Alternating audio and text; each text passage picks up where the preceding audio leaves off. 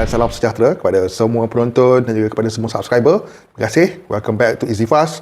Baik, pada video kali ini adakah anda telah membuat satu semakan di MySTR Kerana dalam video kali ini ada perkara baru yang aku nak kongsikan daripada portal MySTR Jom kita mulakan.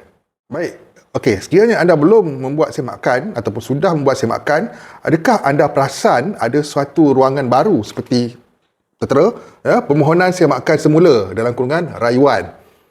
Ini satu ruangan baru yang sebelum ni tak ada. Tapi sekarang sudah ada. Okey, untuk apa sebenarnya permohonan semakan rayuan semula rayuan? Ada ditanya, ramai yang bertanya tentang perkara ni kerana mereka keliru. Okey, baik. Aku jelaskan Bila kita menekan pada ikon itu pada ruangan itu, akan tertera pula seperti di hadapan anda ni Okey. Menu ini hanya untuk rayuan tambahan STR dan kelulusan adalah tertakluk kepada proses verifikasi rayuan. Sekiranya hanya ingin mengemas kini maklumat asas sahaja, termasuk maklumat waris, sila klik menu perubahan maklumat asas.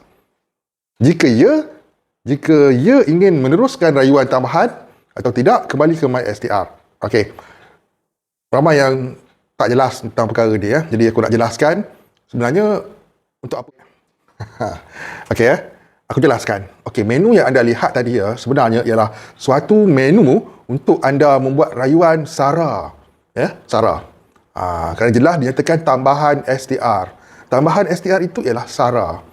Untuk makluman bagi penerima-penerima SARA yang gagal, ada ramai yang gagal mereka yang terdiri daripada miskin dan miskin tegar, kasih ada yang gagal walaupun pada tahun lepas mereka menerima, tahun 2024 mereka tidak menerima. Maka mereka boleh membuat rayuan untuk mendapatkan SARA tersebut. Ambil maklum ruangan ini untuk SARA saja. Dan apa yang dinyatakan pada ruangan tersebut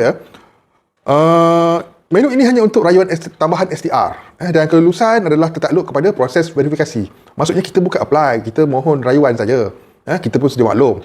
SARA kita tak boleh memohon, tapi ia ditapis. Dan sekiranya kita gagal, sedangkan kita merasakan kita layak, terutama nama kita ada dalam e-kasih, maka kita boleh untuk membuat rayuan untuk mendapatkan sumbangan asas rahmah. Okey, manakala kalau kita nak mengemas kini maklumat asas saja, di ruangan yang sebelum tu ada untuk kita buat kemas kini maklumat asas dan ia bukanlah rayuan.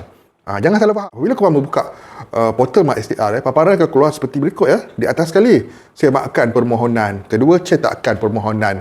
Yang ketiga, perubahan maklumat asas. Yang keempat, baru yang terbaru, permohonan semakkan rayuan yang macam aku cakap tadi. Dan seterusnya, tukar kata laluan dan maklum balas. Itu dia. Jadi, bagi yang gagal dalam STR, pendek kata tak lulus lah.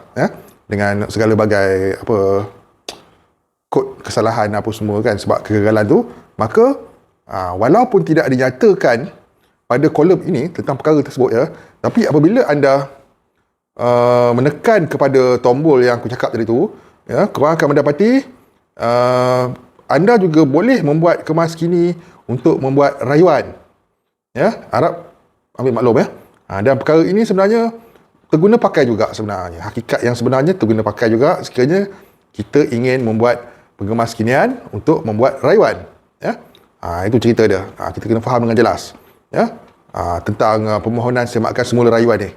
Okey, walaupun pada dasarnya kita melihat ia lebih kepada STR tambahan, namun kita juga boleh mengisi ruangan tersebut juga untuk kita membuat kemas kini ataupun permohonan rayuan semula STR. Okey, harap jelas. Walaupun tidak dinyatakan. Kalau kita tengok kat sini, kemas kini permohonan lah, apa semualah kan. Tapi untuk membuat rayuan, walaupun dinyatakan untuk tambahan STR saja, tapi sekiranya kita gagal, kita boleh membuat rayuan juga di situ. Maksudnya kalau kita lulus STR, kita nak apply untuk SARA dan kita gagal SARA, SARA tu kita gagal, kita boleh tekan di permohonan semakan semula tu. Namun, kita juga boleh mengisi semula permohonan rayuan semula ni sekiranya kita gagal STR. Itu dia. Perkara ni harus kita tahu sebenarnya. Kita boleh membuat rayuan sekiranya kita gagal. Okey, cuma tekan sajalah permohonan semakan semula tu, rayuan. Jadi, seringkasnya permohonan semakan rayuan semula ni terguna pakai untuk SARA sekiranya gagal SARA dan juga gagal STR. Okey, sebab kita nak tengok kat luar ni memang tak ada paparan untuk membuat rayuan semula ni. Tapi sebenarnya rayuan semula untuk STR dan STR tambahan ialah pada permohonan semakan semula rayuan. Itu dia. Jadi adakah di antara penonton yang gagal? Kalau gagal, sila semak My STR dan isi ruangan tersebut. Ya. Semoga yang gagal tu lulus. Ya. STR yang gagal Sarah, ya, Sarah yang dah dimaklumkan boleh buat rayuan. Okey. Dan aku nak cuit juga sikit ya tentang Sarah yang baru ni, kategori baru ni. Ia belum lagi dikeluarkan apa-apa keputusan tentangnya.